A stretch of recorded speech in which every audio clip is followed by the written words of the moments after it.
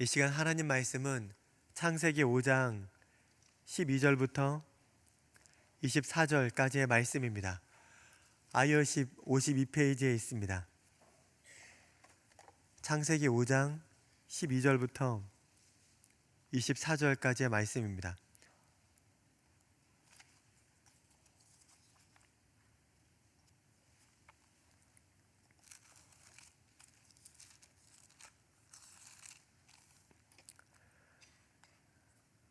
이것은 하나님의 말씀입니다.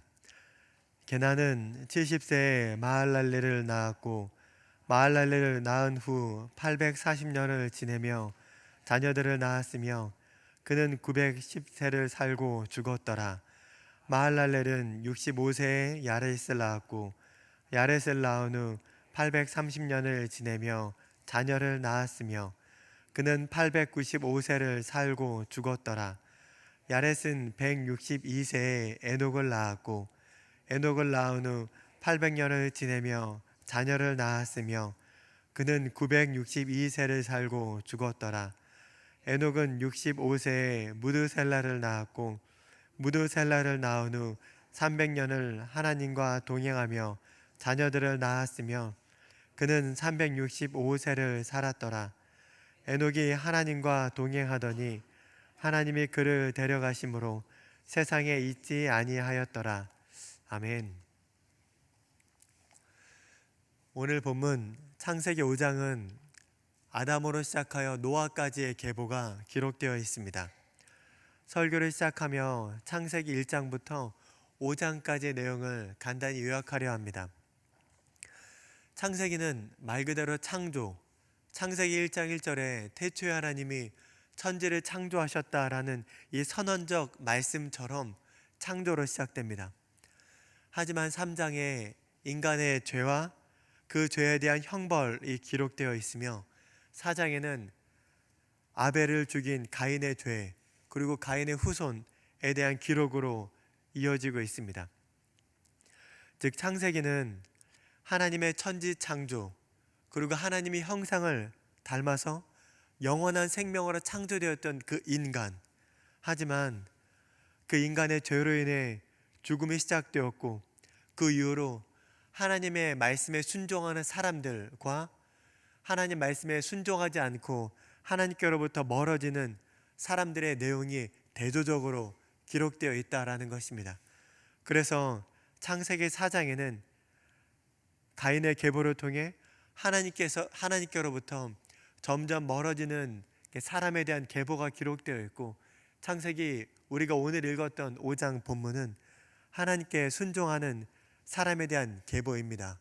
그리고 그 계보는 5장에서 노아까지 연결되어 있습니다. 이러한 배경, 창조와 죄와 죽음, 그리고 순종의 계보, 불순종의 계보라는 이 배경 아래서 오늘의 본문 족보를 살펴보았으면 합니다. 족보는 게난과 마할랄렐, 야렛, 에녹 이렇게 네 사람의 계보로 이어지고 있습니다. 먼저 12절부터 14절까지는 게난에 대한 계보 내용입니다. 게난은 70세에 마할랄렐을 낳았고 이후에 840년을 지내면서 910세에 죽었다라고 기록되어 있습니다. 15절부터 17절은 마할랄렐이고 65세에 야렛을 낳고 이후로 830년을 지내다가 895세에 죽었습니다.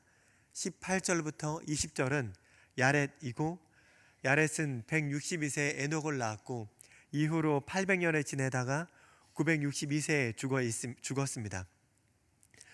이렇게 세 명을 기록을 통해 알 수 있는 것은 본문 족보에는 삶의 공식이 있다라는 것입니다. 그 삶의 공식은 누구는 몇 살에 누구를 낳았고 그리고 몇 년을 지내며 자녀를 낳았고 그 이후에 몇 세에 죽었다라는 것입니다. 이 간단한 삶의 공식은 오늘 본문 이전에 기록되었던 아담, 셋, 에노스도 동일하게 적용이 되어 있고 오늘 본문 이후에 기록된 무드셀라와 라멕까지도 공통된 공식으로 기록되어 있습니다.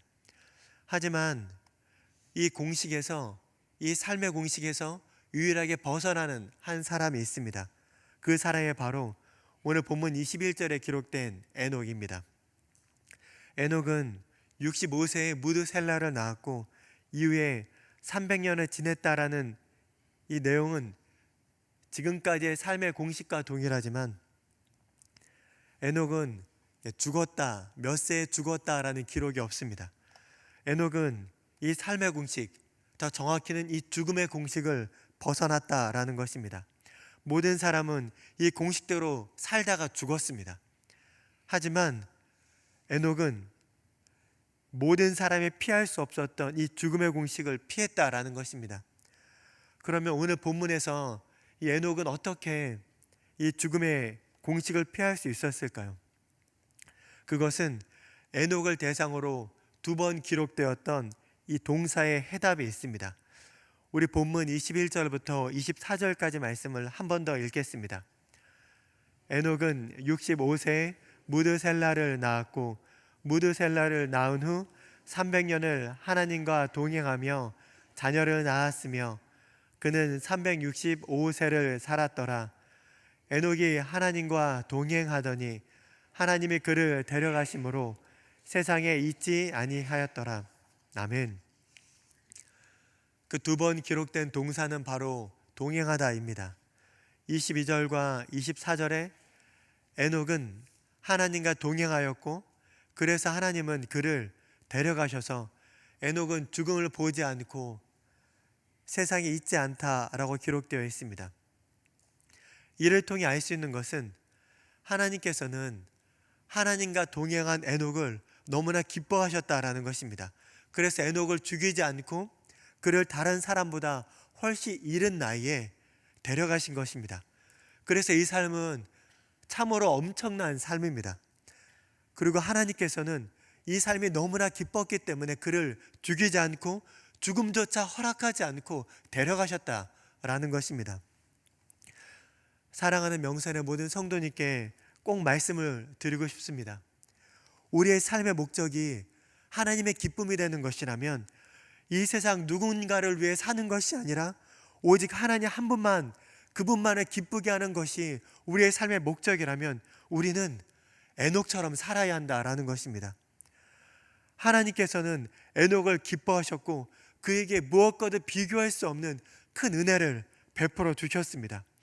마찬가지로 우리가 에녹처럼 하나님 한 분만을 위해 살고 하나님께서 저희를 기뻐해 주신다면 하나님께서는 이 세상에 줄 수 없는 하나님께서만 허락하실 수 있는 그 은혜를 저희 가운데 베풀어 주실 것입니다. 그래서 우리가 그렇게 하나님의 기쁨이 되기 원한다면 이 동행하다라는 이 동사의 뜻이 무엇인지 정확히 알고 이 동사 동행하다라는 삶을 살 수 있어야만 합니다. 이 동행하다라는 단어는 히브리어로 할라크입니다. 걷다, 어떠어떠한 방식으로 살다, 깊은 교제를 나누다 라는 등의 뜻을 가지고 있습니다. 그래서 쉬운 성경에서는 하나님과 깊은 관계를 누리며 라고 번역되어 있고 영어와 일본어와 다른 많은 언어의 번역본을 볼 때 하나님과 함께 걸었다 라고 직관적으로 번역되어 있습니다. 그래서 에녹이 하나님과 동행했다라는 이 단어는 하나님과 깊은 관계를 누렸고 하나님과 늘 함께 걸었고 하나님께서 원하시는 삶의 방식으로 살았다라는 뜻입니다. 말씀을 준비하면서 이 에녹의 삶은 기록이 너무나 없어서 이 할라카라는 이 동행하다라는 이 단어가 기록된 다른 성경 인물들을 살펴보았습니다. 그리고 2명의 성경 인물을 사례로 말씀드리고자 합니다. 가장 가까이 있는 인물은 창세기 6장 9절에 기록된 노아입니다. 제가 읽겠습니다. 노아는 의인이요 당대의 완전한 자라 그가 하나님과 동행하였으며. 노아의 시대는 죄악이 만연한 시대였습니다. 모든 사람이 하나님이 없는 것 같이 살았습니다. 그 땅의 모든 사람은 죄를 범했고 하나님을 대항했고 하지만 하나님께서는 노아에게만 은혜를 베푸셨다라고 기록될 정도입니다. 노아는 이렇게 하나님과 동행하는 자였으며 이런 시대에서 하나님께 홀로 은혜를 누리게 되었습니다.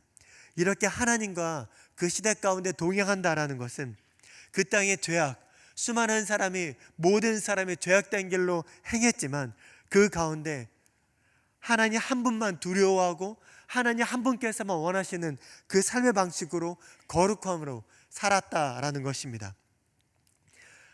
두 번째로 말씀드리고 싶은 성경 인물은 다윗입니다. 역대하 7장 17절과 18절의 말씀을 제가 읽겠습니다. 내가 만일 내 앞에서 행하기를 내 아비 다윗같이 하여 내가 내게 명한 모든 것을 행하여 내 유례와 규례를 지키면 내가 내 나라 왕위를 견고하게 하되 전에 내가 내 아버지 다윗과 언약하기를 이스라엘을 다스릴 자가 내게서 끊어지지 아니하리라 한 대로 하리라. 아멘. 여기서 17절에 다윗같이 하여, 이 다윗같이 하여의 이 하여가 히브리어 할라크, 동행하다입니다. 이 역대하 7장은 하나님께서 솔로몬에게 하신 말씀입니다. 하나님께서는 솔로몬이 다윗처럼 하나님과 동행한다면 하나님께서 다윗에게 말씀하신 모든 것, 그 복을 허락해 주신다라는 것입니다.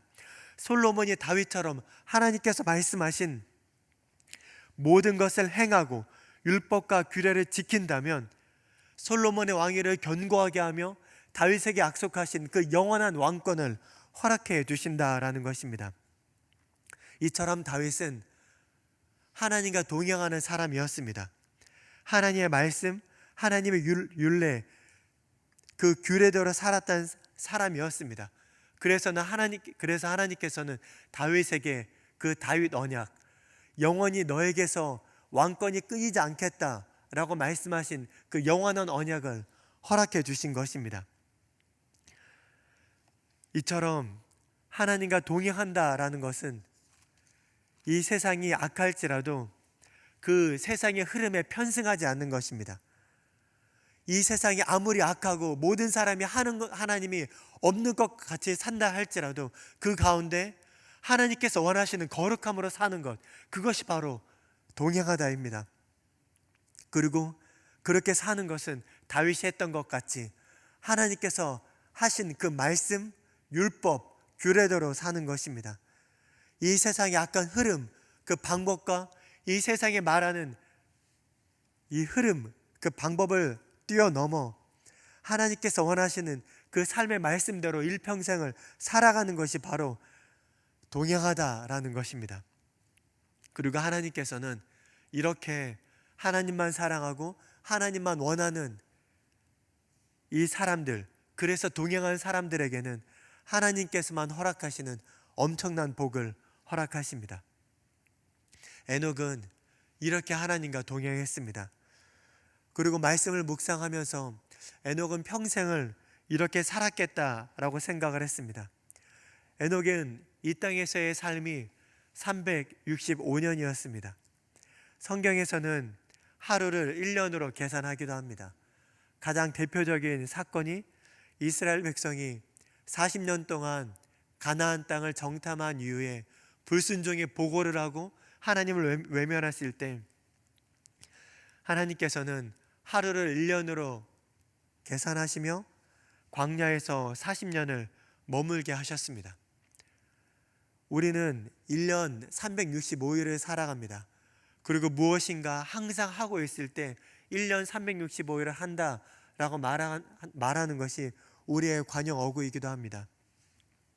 이런 관점에서 볼 때 에녹은 어쩌면 1년 365일처럼 평생 365년을 살았던 것입니다. 그리고 에녹은 죽음을 보지 않았습니다. 에녹이 죽었던 그때는 아담이 죽은 이후 57년이 흐른 시점입니다. 아담은 하나님께서 창조하신 첫 번째 사람이었고 하나님께서 영원히 살도록 창조하신 사람이었습니다. 원래 영생이었던 그 아담은 죽었습니다. 그런데 하나님께서 영생으로 창조하신 첫 번째 인물이 죽었음에도 불구하고 하나님께서는 또 다른 에녹을 통해 역사를 시작하시는 것입니다.